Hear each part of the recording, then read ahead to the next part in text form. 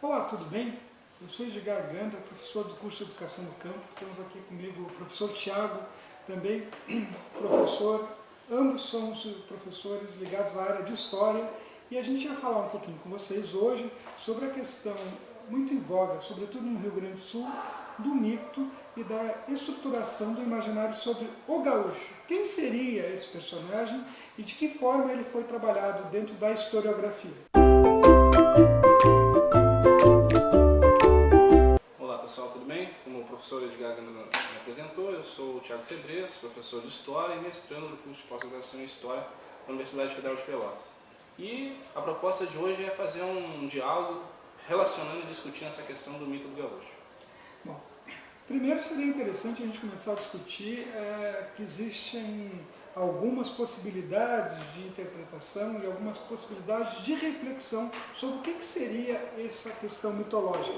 Primeiro, a gente tem que entender que mito é algo que é colocado, é um imaginário que é colocado frente ao real. Ou seja, o que seria o mito do gaúcho? Um personagem que foi recriado a partir de interesses de um determinado período da sociedade, sobretudo dessa nossa sociedade real, e ele foi transmutado, ele foi ressignificado, ele foi transformado em alguma coisa que não existiu. Por que eu estou falando que é alguma coisa que não existiu? Porque esse gaúcho que a gente comemora, que é o nosso símbolo, ele foi um gaúcho que foi recriado a partir de algumas demandas. Primeiro, é interessante falar que o mito fundante da sociedade gaúcha, sobretudo sobre a ideia desse gaúcho, é a questão da Revolução Farroupilha. E a época da Revolução Farroupilha, se qualquer comandante farrapo, Bento Gonçalves, Davi Canabarro, próprio General Neto, fosse chamado de gaúcho por algum de seus subordinados, esse subordinado seria preso, porque à época a questão de chamar de gaúcho era um termo muito pejorativo, ligado à ideia de bandido, ligado à ideia de pessoa despossuído, sem posses. Né? É interessante a gente ver que, pelo menos o que é do meu conhecimento, os gaúchos viveram no Rio Grande do Sul, nessa região toda da região platina, sobretudo na região que a gente chama hoje de Campanha do Uruguai, da Argentina e do Rio Grande do Sul, até a década de 1850, 1860. E aí, sobretudo com as leis de propriedade rural, a lei de terras que fechou os campos, tanto no Brasil como no Uruguai e na Argentina, que foram períodos muito próximos, essa figura ou foi, abre aspas, incorporada como peão nas estâncias, foi integrado à força ao exército, ou foi extinto, morreu, enfim. A figura desse gaúcho que vivenciava um modelo de vida diferenciado. Ele vivia basicamente trabalhando de lugar em lugar, ele não tinha uma ideia fixa de fronteira. O gaúcho, ora estava em território que viria a ser Brasil, ora estava em território que viria a ser Uruguai, ora estava em território argentino, migrava por essa zona de fronteira. Muitos falavam muito mais o guarani que o português ou o espanhol e apreciavam sobremaneira essa ideia de liberdade. Viviam muito de pequenos bicos, de trabalhar, ora trabalhando para um fazendeiro, ora apresando gado, ora jogando carta, enfim, viviam de uma forma muito livre e também de uma forma muito empobrecida. A própria questão do indumentário, das roupas que a gente percebe foram construções a posteriori. Mas então é o mitológico que se criou. E a gente tem que discutir com vocês, colega, por que se criou esse mito e quando ele se criou. Então a primeira questão que a gente tem que falar com vocês é que o gaúcho histórico é um personagem dessa região da campanha, um sujeito histórico dessa região da campanha, que tem um período de formação, final do século de 1780, 1790, sobretudo início do 800 até 1850, que vivia nessa região que a gente sabe quase como uma tríplice fronteira, Rio Grande do Sul, Argentina e Uruguai. E ele vivia migrando e ele não entendia a ideia de fronteira à época. Talvez o Thiago queira complementar alguma coisa? Então, a questão básica que a gente tem que observar é que esse personagem, então, ele existiu, ele deixou um rastro, a gente pode ver, deixou uma lembrança mas ele foi se acabando ao longo do dever histórico. O que acontece? Acontece que quando começou a questão da literatura gaúcha, ela foi muito ligada, muito influenciada pelo ideal do romântico, né? E começou a se buscar nessas figuras, né? Sobretudo, começa a partir da década de 60, 70, mas sobretudo entre a década de 70 e os anos 30 é que vai se refundar e se ressignificar esse personagem. E por que ele vai ser ressignificado? Como não existe mais o personagem real, histórico, né? O gaúcho que andava pelos campos, eu posso reconstruir esse personagem a partir dos meus interesses. Então, na literatura gaúcha, começa a se colocar esses personagens de uma forma muito específica. O gaúcho começa a ser recriado quase dentro de um padrão. O gaúcho é moreno, queimado de sol, olhar de gavião, que até hoje eu não sei bem o que significa, vista aguda, né? Valente, bravo, ordeiro, respeitador, enfim, é um personagem extremamente idealizado e só carrega uma questão de perspectivas positivas. Isso vai sendo criado a partir da década de 1870, a partir da literatura, mas vai ocorrer que os movimentos políticos no Rio Grande do Sul, sobretudo pós a revolta federalista e com a consolidação do ideal positivismo, do positivista no Estado, e com a consolidação do governo lá do PRR, começa então a se investir pesado, sobretudo no Instituto Histórico e Geográfico do Rio Grande do Sul, para construir uma identidade dessa população. O que se faz então? Se retoma essas ideias dos românticos e começa a se investir nisso como uma perspectiva histórica, né? A gente vai ver vários autores da época, Manelito Ornelas, Moisés Velhinho, entre outros, que começam a colocar essa ideia de gaúcho. É nesse momento que o gaúcho passa a ser luso-brasileiro, e se esquece dessa matriz hispânica que ele tinha, até porque tinha uma necessidade de criar fronteiras, né? Também é nesse momento que o nosso gaúcho começa a ser melhor que o gaúcho espanhol, que esse é bandido, né? O gaúcho da Argentina e o gaúcho do Uruguai. É nesse momento que o nosso gaúcho começa a ter uma valorização significativa e, sobretudo, o nosso gaúcho passa a ser um indivíduo extremamente comportado, ideal para o tipo de república coronelista que a gente vivia no Rio Grande do Sul à época. Então, esse gaúcho ele passa a ser muito respeitador, ele passa a ser, enfim, um tipo idealizado que tem uma função: legitimar um modelo de governo, certo? Isso vai se agudizar depois da década de 30, sobretudo com a perspectiva de nacionalismo feito pelo Vargas, né, na década de 30 e 40, onde ele começa a buscar uma ideia de nação, perseguir uma ideia de nação, e os gaúchos entram dentro dessa perspectiva também. Os gaúchos são símbolos da brasilidade, então aqui no estado isso foi muito batido. Tanto é que a gente vai ver em várias colônias ítalas e teutas, né, a necessidade de se mostrar gaúcho nesse sentido. Então começa a surgir também vários centros onde que essa figura começa a haver uma ligação. A gente pode ver que isso deu muito certo, porque nessas cidades, cito por exemplo Anambi, Sarandi, cidades do norte do estado, onde que tem vários CTGs, e a cultura gaúcha essa foi muito difundida, inclusive fazendo algumas ligações, né? A gente brinca, né? Vários ítalos e teutos que já são muito, sobretudo os ítalos que chegaram posterior ao fim desses gaúchos históricos, né? Eles acabam adotando esse modelo, o modelo idealizado como referência. Então a gente vê eles vestidos de pilcha, vestidos de uns adereços gaúchos, mas em tese eles estão reproduzindo um modelo que não existiu, mas também isso entra dentro do processo de nacionalização forçada, sobretudo do período da Era Vargas, onde foi um ato, foi feito com muita violência, né, mas também com muita pressão, a ideia que eles tinham que se abrasileirar. Somado a isso, na década de 40, e posteriormente ganha força na década de 50, começa a surgir os centros de tradições gaúchas, os famosos CTGs, que aí também vão ressignificando ainda mais essa questão do gaúcho.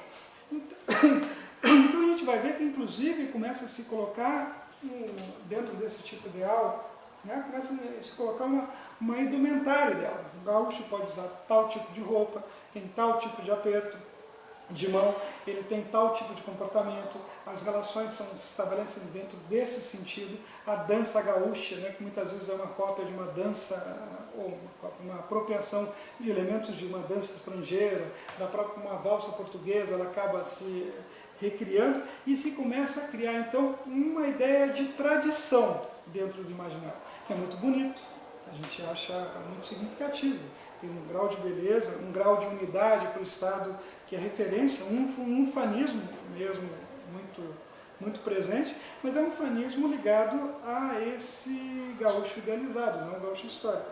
Porque se a gente pensar o gaúcho histórico, pelos relatos que tem, o último que eu lembro, dentro desse grupo de gaúchos, é que eles foram barrados pela força pública e pelo exército, antes de chegar na entrada, pelo menos a última notícia que eu lembro, de Rio Grande, foram barrados com armas e impedidos de entrar na cidade para comercializar suas peles, e foram dispersados e tiveram que voltar para a região da campanha. Então, benquistos que eles eram pelas elites locais e, sobretudo, pela população. Era um bando de errantes que tinha fama de ser roceiro, viver de pulperia em pulperia, viver, enfim, de uma forma muito desviada para os padrões do período. Mas, voltando, então começa novamente a ser criada essa figura, e a gente vai notar que na década de 50, 60 e depois, sobretudo, no período pós-golpe militar, essa figura é muito incisiva, ela é muito incisiva e ela é muito valorizada pelo grau de ufanismo que ela representa. E no Rio Grande do Sul isso atinge um nível significativo que a gente pode olhar que essa referência é muito presente em vários momentos. A gente tem o Banco dos Gaúchos, enfim, Padaria dos Gaúchos, qualquer questão que tenha esse nome tem uma ideia de valorização, dá uma ideia assim, tem orgulho de ser gaúcho e não gosto de ser brasileiro. Então tem uma série de cenários nessa perspectiva. A própria ideia da gente viver na perspectiva de fronteira, está sempre a ideia de ser uma fronteira viva, a ideia de estar sitiado, sempre até o século XIX, no início do século XX, o grande medo era uma guerra com a Argentina, com o Uruguai, que em outros momentos, que são nossos vizinhos aqui. Então essa ideia de fronteira sempre dá a ideia do gaúcho de um certo abandono do governo federal, ou seja, um valor aqui, nós defendemos a fronteira e o governo federal não nos, não nos dá o que deveria ser, o que nos é devido, a gente parece estar sempre dentro dessa perspectiva. E isso é uma questão que a gente observa que é significativa na medida que essa ideia de gaúcho se transforma quase numa ideia de identidade regional. Em que nível? O gaúcho se transforma em algum elemento que, dependendo do momento, todos, não diria todos, mas há um chamamento muito forte. Quando se diz algo que ataque os interesses dos gaúchos, a gente vê indivíduos de diferenciados horizontes ideológicos, diferenciadas perspectivas, se unir na defesa desse modelo. E uma questão emblemática disso, e para a gente discutir com o pessoal da educação do campo, é exatamente essa relação que se tem, que a maior parte dessa cultura gaúcha, ela, apesar de se dizer que ela tem uma origem rural, ela é ampliada, rediscutida e definida nas cidades. A gente percebe que é dentro dos CTGs que se tem os debates sobre o tipo de indumentário, o tipo de ação, o tipo de relação, os próprios concursos, a mais bela prenda, enfim. Então, que muitas vezes descaracterizam a própria perspectiva desse gaúcho que a gente ainda tem, desse indivíduo que vive nas vidas campeiras. Eu, por exemplo, sou de uma família do interior, interior aqui de São José do Norte, um município perto aqui de Rio Grande, né? Nasci em Rio Grande, mas sou minha família do interior, ninguém usava bombacha, por exemplo, lá para trabalhar, usava outro tipo de roupas, né? Dentro do interior. Agora, se tu vai num CTG, parece que isso é algo significativo. Todo indivíduo do mundo rural usa bombacha, usa aqueles adereços do Rio Grande do Sul, tão característicos pelos CTGs. Isso é diferenciado. Mas também, colega, como a tua atividade vai ser para professor das séries iniciais, e tu vai trabalhar muito com essa história do Rio Grande do Sul, quando a gente observa isso, a gente vai ver que os manuais didáticos, eles mantêm essa ideia de ufanismo. Em vez de, enfim, nada contra manter a beleza do processo, mas a gente tem que transformar os nossos alunos em pessoas um pouco mais críticas. Seria interessante, em vez da gente reproduzir aquilo que está nesses manuais didáticos muito ufanistas, né? O Rio Grande contra todos, o Rio Grande herói, né? Eu sempre brinco, acho que falei já algumas vezes até com o colega Tiago, que uma das grandes lembranças que eu tenho na minha 4ª série era estar fantasiado lá de General Nestro e fazer uma performance, aquilo era muito bonito, né? Mas era um grau de ufanismo significativo. Por quê? Porque fora algumas lembranças a gente não percebe. As mulheres nesse contexto, e as mulheres tiveram muita primazia na questão do Rio Grande do Sul, não se esqueçam, enquanto seus maridos estavam para as guerras, elas que estavam tomando conta das fazendas, das residências, e tinham N relações a partir daí. Se fala muito pouco da questão etnorracial, os negros e índios, eles entram como adereço, os lanceiros negros, né, alguma coisa assim, né, o índio missioneiro Pedro na obra lá do Érico Veríssimo, mas eles não são centrais do processo, eles são alguma coisa ligada à questão do adereço. A questão de terras, né, debatido, se vocês olharem a estrutura do CTG, é uma estrutura de uma fazenda que tem um grau de hierarquia de uma fazenda, né? A gente tem o patrão, a gente vai ter o capataz, o sota-capataz, o peão, né? São uma hierarquia e tem uma hierarquia bem definida. O patrão manda no CTG, né? Que é uma hierarquia de fazenda que significativamente não era o grau de hierarquia que esses gaúchos históricos existiam. E é algo extremamente conservador, né? Para a questão das mulheres, por exemplo, o tipo de vestimenta de prenda. Numa época que eu lembre, parece que nem batom, enfim, maquiagem poderia ser usada, né? Porque a prenda era bonita ao natural. Então são algumas questões que a gente vê que essa discussão também permite ao colega efetivar com seus alunos. E é muito interessante ressignificar os livros didáticos, porque se tu vai observar o gaúcho que está exposto no livro didático, é aquele gaúcho estigmatizado, ou, melhor dizendo, aquele gaúcho imaginário, chapéu, bombacha, poncho, bota. Se a gente pensar bem, em 1850, antes disso, quantos tinham dinheiro para ter uma bota daquele estilo, né? A própria bombacha chega ao Estado depois desse período. Então muitos usavam pé no chão, o tipo de vestimenta era muito diferenciado, então isso permite para a gente discutir com os nossos alunos, que são ainda pequenininhos, essas relações. E isso permite também que eles já carreguem ao longo do seu percurso, sobretudo na área de história, um grau de criticidade com tudo isso que eles vão ler, né? Então eles vão poder reler e ressignificar da forma deles. É claro que é num período, a gente não pode aprofundar muito essas discussões, mas é um período onde a criança já está começando a ter um grau de criticidade significativo.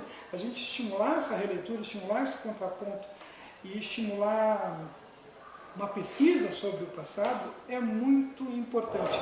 E isso faz com que nós, professores, tenhamos um papel fundamental, inclusive na reescrita desse nosso passado. Por quê? Porque da forma que está, a gente silencia sobre aspectos importantes do nosso passado e acompanha esse imaginário, ressignificando e colocando uma questão muito ufanista em sala de aula, que tem um grau de vantagem, de unidade, de dar um certo valor para o Estado, mas tem um grau de desvantagem que a gente percebe muito nessa perspectiva de um ensino mais crítico. Professor Tiago. Reiterando só alguns pontos, alguns aspectos que tu ponderaste aqui, é interessante ressaltar que existe uma grande diferença entre o gaúcho mitológico e o gaúcho, né, histórico. O gaúcho histórico é aquele agente histórico situado em um determinado período em que as adversidades e o contexto exigia dele uma outra postura de vida. Estamos falando aí do século XIX e século XX, um momento em que aqui na região platina, sobretudo na região do Rio Grande do Sul, permite uma canção no século XVIII e XIX, né? Perfeito, sobretudo esses períodos, em que as condições de vida eram bem adversas e o modo desse gaúcho histórico era um modo de vida rústico, né? Que exigia dele posições de sobrevivência, de certa forma que o estereotipava depois, né, num outro momento, como um bandido, como um ladrão, como alguém que rouba o gado, que faz todo aquele processo de carneamento de carne, enfim, produz o chá, aquela coisa toda, né? Então, essa figura do gaúcho, com toda essa figura indumentária que nós temos hoje, veio sobretudo com o movimento tradicionalista, né? Com aquela ideia de nacionalidade no contexto nacional, mas é importante reiterar que nesse contexto de nacionalidade existe também uma postura, sobretudo local, de sentimento de regionalidade. A própria figura do surgimento de um CTG reitera essa questão de regionalidade, né? Para fortificar a ideia de que nós somos diferentes. O autor Stuart Hall, um pesquisador importante, significativo que estuda a questão da identidade, ele trata o seguinte, que a identidade ela surge a partir da diferença com o outro, né? Então, o surgimento do movimento tradicionalista também surge no sentido de que nos diferenciar culturalmente de outros aspectos culturais do próprio cenário nacional. No meio de uma força política nacionalista, ainda assim temos presente, né, essa questão do regionalismo. É importante talvez destacar que dentro do movimento tradicionalista atual que nós conhecemos hoje, né, com toda essa figura do gaúcho, com essa indumentária, da prensa, esses estilos, né, a questão da cultura ligada à dança, ligada à música, é um elemento muito forte e presente, né, como um sentimento de pertença do Rio Grande do Sul, né. Um exemplo hoje, por exemplo, em São Paulo, no Rio de Janeiro, as pessoas, a população lá não escuta em suas rádios cotidianamente um Luiz Marenco, né, uma música tradicionalista, e vice-versa, né, ou seja, é uma coisa muito regional, apesar da tecnologia ainda ter se expandido. Mas o movimento tradicionalista ele tenta cultuar uma imagem que é diferente do agente histórico, né? Uma imagem idealizada, de certa forma conservadora, e que tenta fortificar essa questão da identidade regional, num contexto de nacionalismo. Em vários momentos a gente vê, inclusive na política, isso é utilizado no período da legalidade, no pré-golpe civil-militar de 64, várias bandeiras diziam o Rio Grande pelo Brasil, né? Gaúchos se levantem, né? Novamente o símbolo de 35 novamente irá salvar o Brasil. Em vários momentos a gente percebe que há um chamamento nesse sentido. Então a ideia de que o gaúcho é valente, que o gaúcho luta pelo Brasil, constantemente é reavivada dependendo do contexto. Agora, o importante, resguardando o que o professor Tiago disse, é que nós, professores, a gente tem que ter pelo menos um interesse para uma análise um pouco mais aprofundada, de certa forma, para a compreensão. A gente pode achar até a questão do CTG muito interessante, da beleza, da própria ideia que esse ufanismo muitas vezes faz com que o Rio Grande consiga se unir e trazer benesses para o Estado. Isso várias vezes ocorreu, mas também há o contraponto que é uma idealização de uma figura e o silenciamento de outros cenários de formação do Rio Grande do Sul, que também são muito ricos. Para a gente observar bem, se fala muito da Revolução Farroupilha, né, se colocando uma revolução de elite, que teve, né, todas aquelas situações, mas se fala muito pouco sobre a Revolução Federalista, a Revolução da Degola, que teve muito sangue, e essa Revolução Federalista é muito mais importante para a gente compreender a história do Rio Grande do Sul no século XX, que é a Farroupilha, que é essa revolta idealizada. E um dos elementos disso, porque se fala mais dessa revolta que da outra, é que a revolta Farroupilha é possível criar a idealização do gaúcho.